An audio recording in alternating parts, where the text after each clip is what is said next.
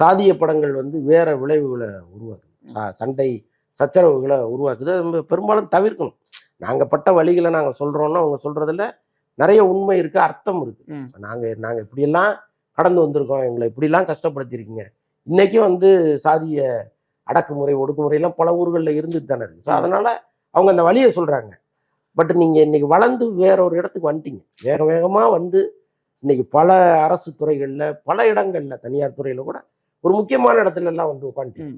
அந்த வெற்றியை இனிமே கொண்டாடுங்கன்ற. இந்த கண்ணீரை ஏன் திரும்ப திரும்ப தொடச்சிட்டே இருக்கீங்க? தூக்கி போட்டு ஹேப்பியா நாங்க எங்க வந்திருக்கோம் பாடுறா அப்படின்னு அந்த வெற்றியை கொண்டாடுங்க.